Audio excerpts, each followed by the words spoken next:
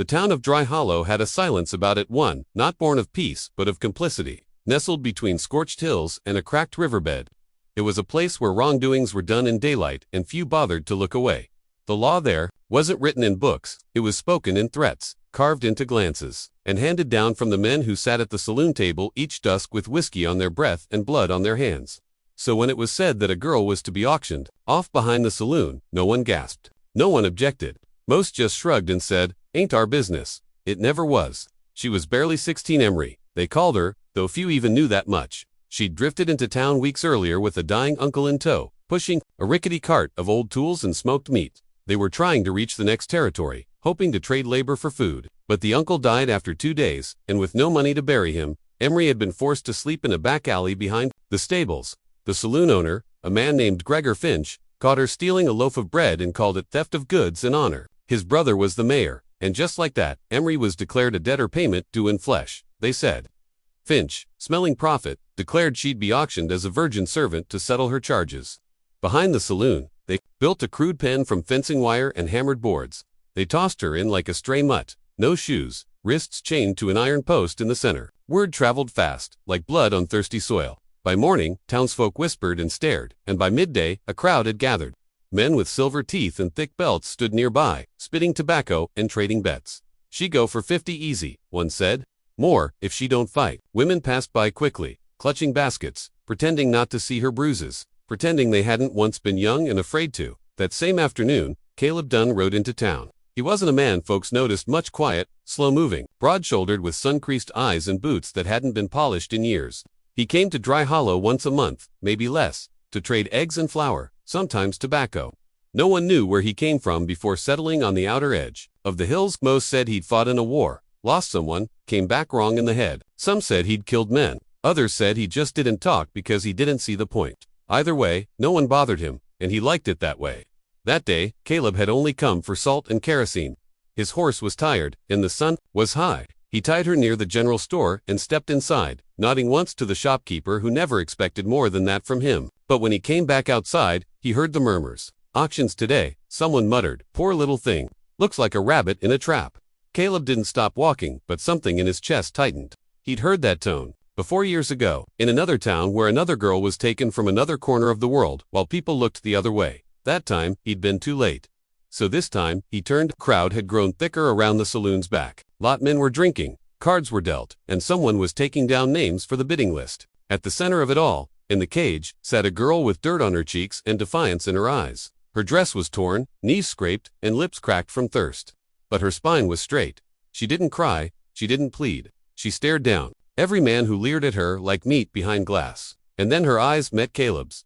For a moment, the world narrowed, just him and her, and the rustle of the wind against old wood. Caleb didn't know her name. He didn't know her story. But he knew this much. No girl should be in chains while others watched with folded arms. His fists clenched. His throat burned with something old and familiar. He stepped forward, boots echoing on cracked ground, toward the center of the crowd.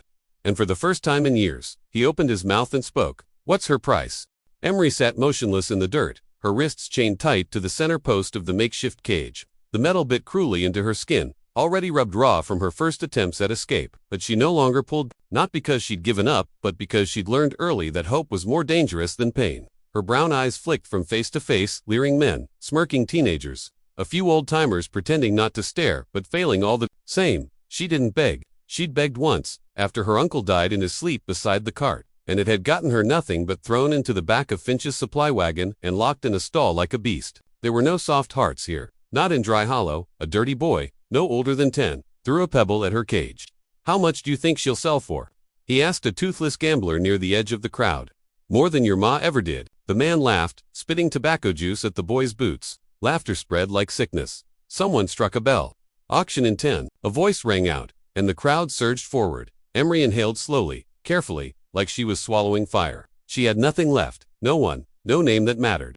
Her mother had died when she was little. Her uncle had done his best to raise her, with what little kindness he had left. But now, even he was gone. She had never thought her life would be long, but she never imagined it would end this way, either. She shut her eyes, refusing to give them the satisfaction of watching her break. And then everything shifted. A sound, soft but firm, cut through the crowd like a blade. "What's her price?" The murmurs stilled for a second. The voice hadn't been loud, but it landed like a hammer. Men turned. Emery opened her eyes. Standing at the edge of the pen was a man she hadn't noticed before. He wasn't tall, not exactly, but he stood as if nothing could move him. His coat was faded, the collar slightly bleached. His hands looked like they could break iron or cradle a bird. He wasn't clean-shaven, nor did he look wild. He looked, still, like a mountain watching a wildfire. "What's that?" Gregor Finch asked, stepping forward from his perch on a barrel. He wore a smug grin, a silver tooth gleaming in his mouth. "Didn't catch that?" I asked. The man said again, slower, "What's her price?" A few men chuckled uneasily. They knew Caleb Dunn by reputation, the rancher, who barely came to town, who spoke only when necessary, and whose eyes always seemed to look through people instead of at them.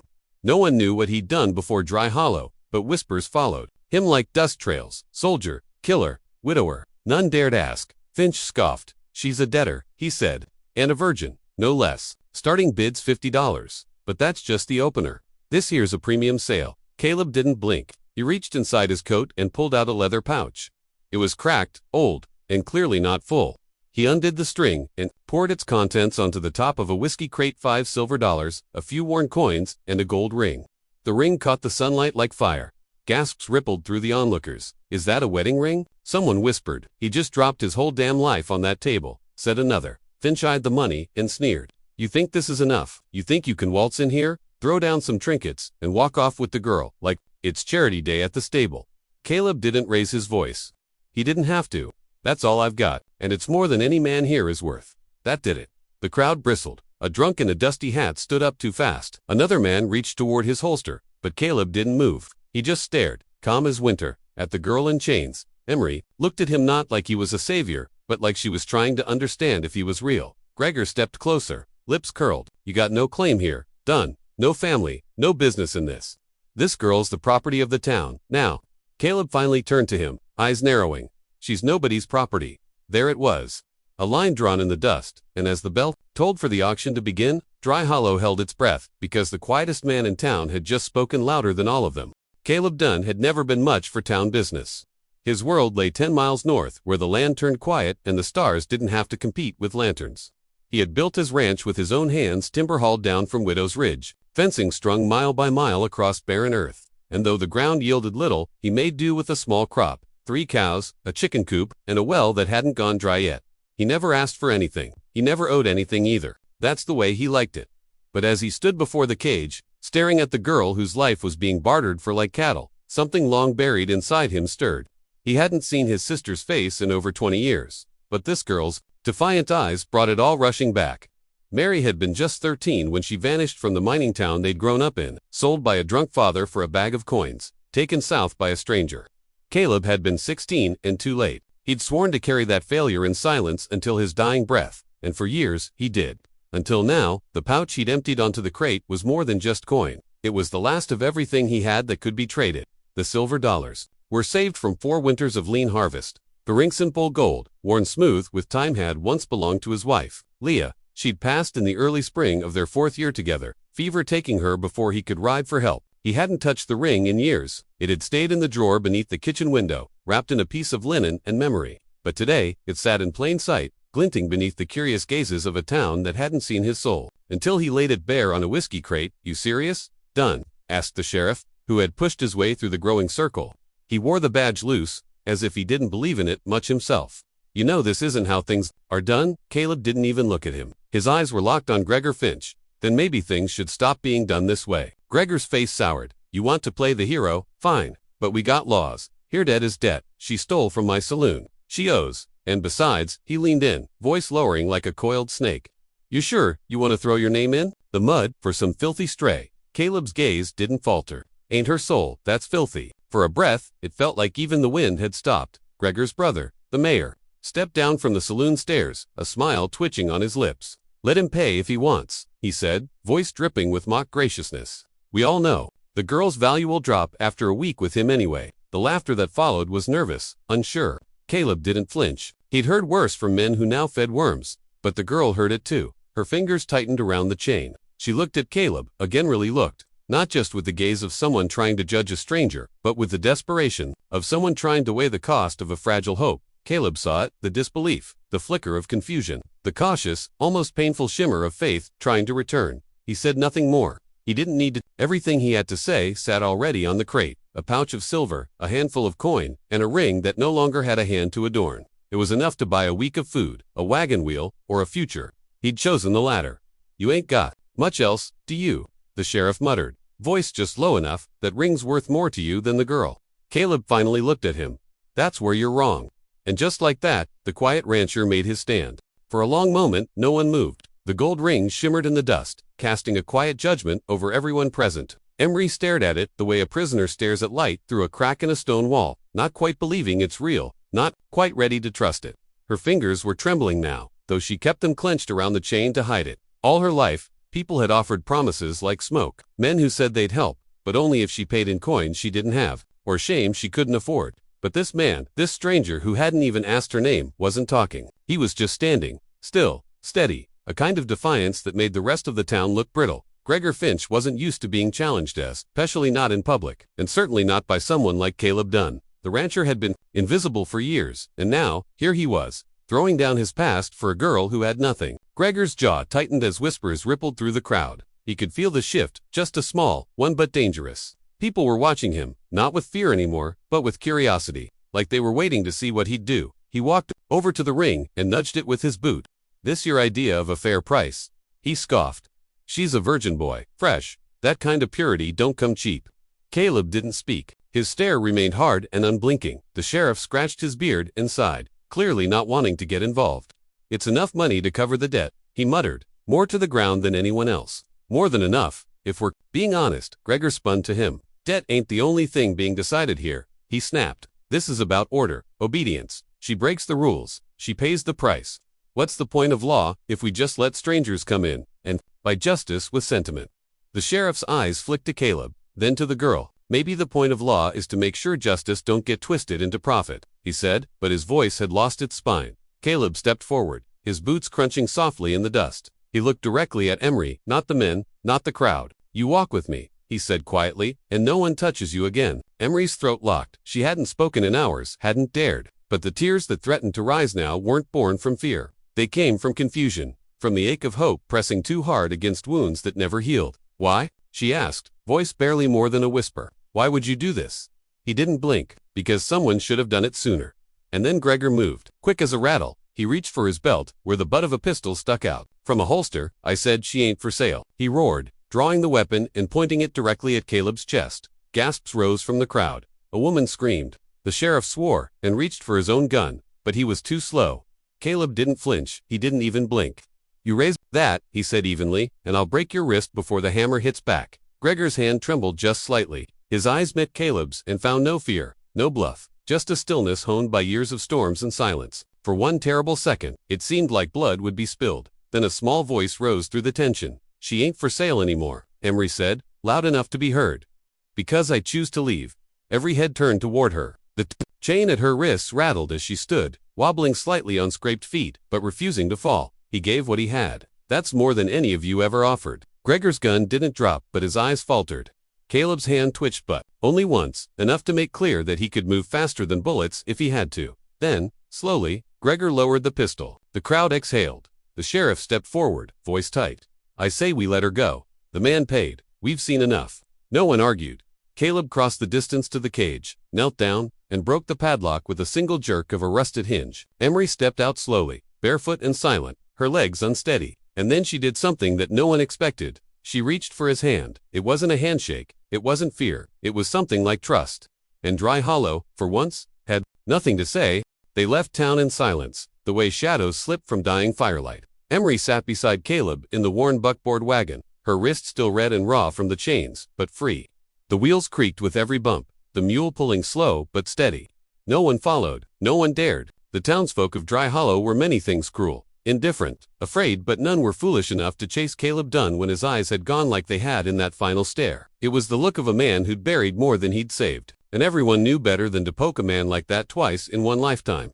Emery didn't speak for miles. She kept her hands folded in her lap, her bare feet dusted from the road, her eyes flicking now and then toward the man beside her. Didn't press her. He kept his gaze on the horizon, his jaw set, reins loose in his calloused hands. Around them, the land stretched wide open plains, jagged hills in the distance, a sky so big it seemed to drown out every sin beneath it. It felt like another world.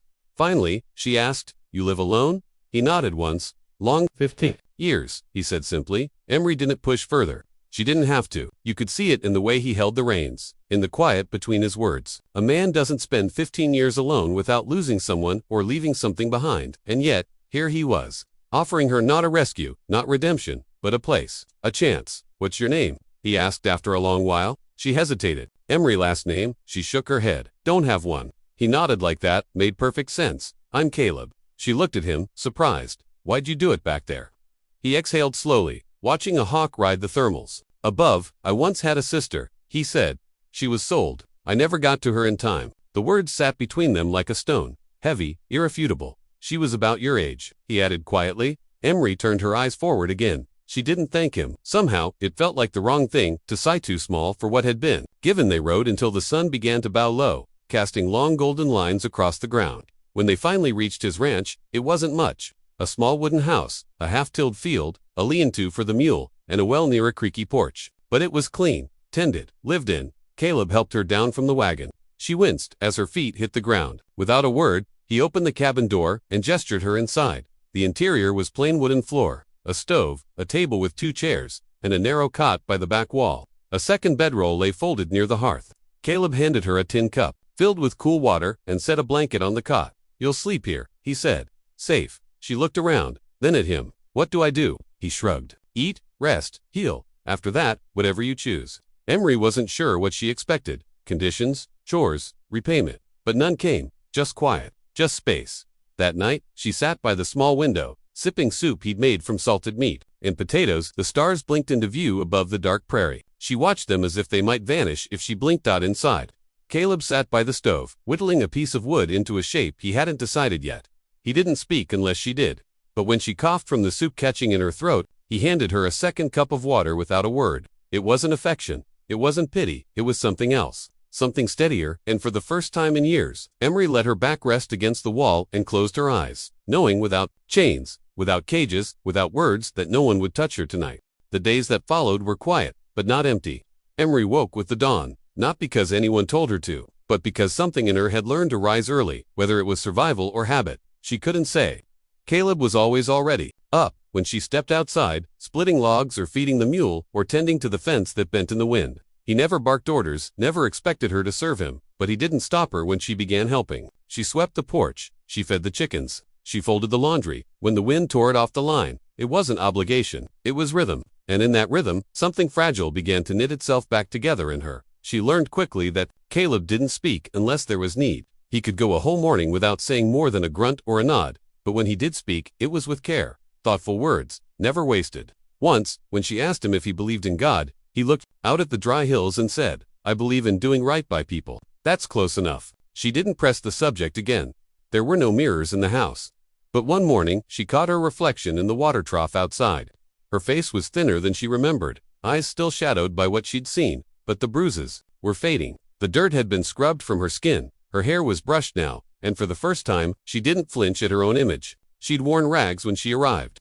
Caleb had found her a faded dress of his late wife's, plain but clean. She'd been terrified to touch it, at first afraid he'd take it back, or ask for something in return, but he never even mentioned it. Just set it beside the cot one evening and left her to choose. One night, they sat around the fire, and she asked him about Leah, his wife. The name had lived in the silence between them for days. Caleb stirred the stew and said, "She died. In the spring, fever came fast. I rode all day to fetch help. By the time I got back, she was cold." Emery didn't know what to say, so she didn't say anything. She just watched him stir the pot, watched the way his hands moved slow, careful, like the memory still lived in his fingertips. "You remind me of her," he said finally, not looking up. "Not your face, you're quiet. The way you watch everything." She saw more than most ever noticed. It was the first time she'd felt like something good reminded someone of her. In return, she told him about the chains, the man in the saloon who'd grabbed her wrist, the 2 nights she spent locked in the back of Gregor Finch's holding cell with only moldy bread and the cold for company. She didn't tell him everything. Some things still lived too deep. But she told him enough for him to understand. He didn't interrupt. He didn't offer empty sympathy. He just listened, and that was worth more than all the apologies in the world. A week passed, then 2. The ranch settled into a rhythm hers, and as she started cooking meals, simple ones at first. She fixed a loose hinge on the barn door. She read from the old book on the shelf, Shakespeare, barely held together by twine and hope. She laughed once when the mule sneezed and nearly knocked Caleb into the trough. It was a sharp sound, unpracticed. Caleb smiled, and that made her laugh harder. She didn't realize it at the time, but she'd started to hum again. Little tunes from her childhood. Songs she thought had been burned out of her. One morning, Caleb paused while carrying water and tilted his head. "You sing." "Used to," she said. He nodded. "You should again." That night, as the fire crackled low, she sang for the first time in years. Softly, barely more than a whisper. A lullaby her mother once sang before everything went dark. Caleb didn't say anything. But when she finished, he stirred the fire, laid another log across the embers, and said, "You've still got a voice. Don't let this place take it." And for the first time, Emery believed it might be true. The peace was not to last. It rarely did, in lands like these, where grudges rode longer than horses, and men like Gregor Finch didn't forget when someone made them look weak. One morning, Caleb spotted dust on the horizon, a rising trail. That wasn't wind, wasn't heard, and wasn't friendly. He stood on the porch, hand shielding his eyes, jaw tightening. Emery stepped beside him, feeling the air shift. A storm was coming, not of clouds, but of men. By noon, 6 riders came into view, armed, grim, and dressed in the long coats and wide hats of bounty men and hired guns. At their head was Gregor himself, spitting tobacco as he rode like a man whose pride had been bleeding every day since the auction. He didn't dismount, just sat tall in the saddle, hand on his revolver, eyes locked on Caleb.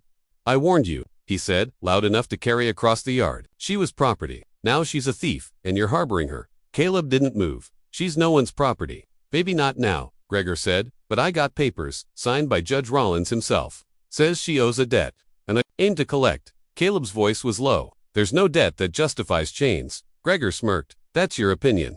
The law says otherwise." Behind him, the other riders spread out, slightly flanking, circling, hands drifting toward weapons. Emery stood frozen behind Caleb, heart hammering so loud it filled her ears.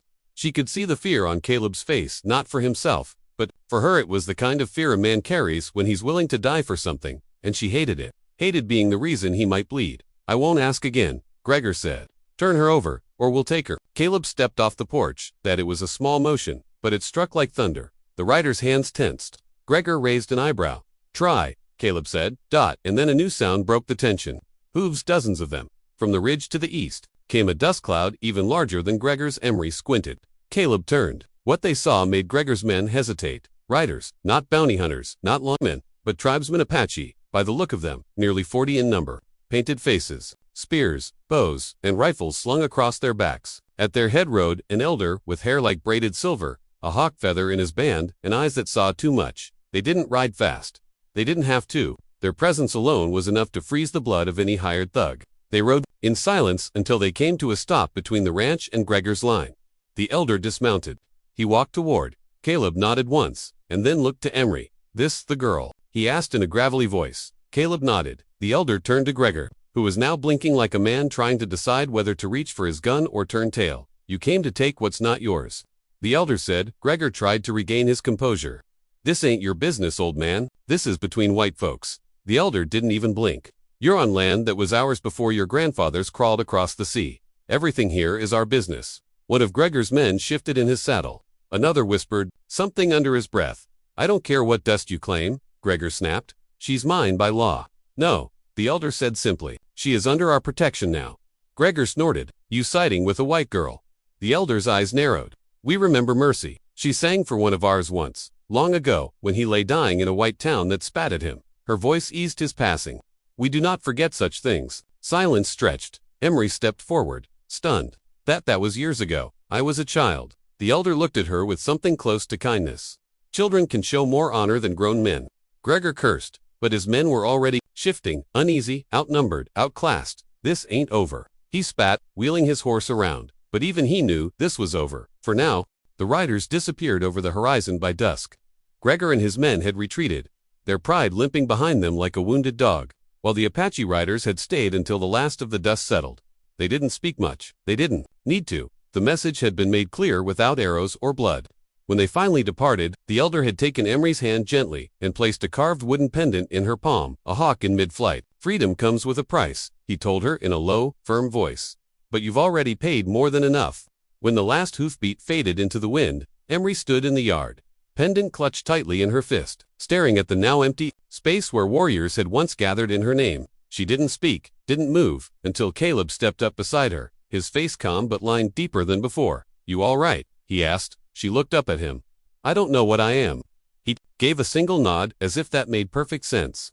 Then we'll figure it out. They didn't go back inside right away. Instead, they sat together on the porch, as the sky turned orange and then violet, until stars blinked quietly into being. Emery leaned her head against the post, letting the cool air wash over her. Caleb had poured her a tin of coffee, and she sipped it slowly, the bitterness grounding her in a way nothing else had since the chains. I thought I'd never matter, she said finally. To anyone, Caleb glanced at her, but didn't interrupt. I was born to nothing. My mama died when I was small. My uncle sold me when he lost at cards. After that, no one ever remembered my name unless they needed something. And today, they came for me. A whole tribe, warriors. They remembered me from a song I sang once, for a man who was dying. I don't even know if he heard it. He did, Caleb said, with quiet certainty. Or someone did. She blinked at the tears pricking her eyes. I thought the world had forgotten me. He didn't answer. He just reached over and gently placed a hand over hers, where the pendant still rested. You weren't forgotten, he said. You were just waiting to be seen. The days that followed were different, not in action, but in wait. Emery moved through the ranch with steadier feet. She began to laugh more often, her voice coming easier now, even in the early morning. When the sun was just brushing the hilltops, Caleb built her a small garden bed near the kitchen window and handed her seeds without a word. It wasn't a command. It was permission. By mid-season, the wildflowers bloomed like paint spilled across the soil. Emery had her hands in the dirt most days, humming that same tune she'd sung long ago. Not for any audience now, but for the sheer joy of sound. Caleb began calling her by name more often, like it belonged on his tongue, like it was worth repeating. When she asked him if she'd ever be safe, he said, there's no such thing as always safe. But here, you'll always be worth protecting. It wasn't the same as safety, but it was better. Months passed, and one day Emery stood outside the cabin, watching the wind move across the prairie, and realized she hadn't thought about her chains in weeks. The bruises were long gone. Her shoulders had straightened. Her voice had strength. And then, like something from a forgotten dream, a young girl came up the road, barefoot, dirty, lost. Emery didn't hesitate. She walked down the path, knelt in the dust, and took the girl's hand. You're safe now, she whispered. You're seen. And from the porch, Caleb watched silently as Emery led the girl inside, her head high. Her steps sure, no longer the one who'd been saved, but the one saving others. The ranch had changed, but more than that, she had changed. No longer a girl, in chains, no longer forgotten. She was the one who stood in the way, now.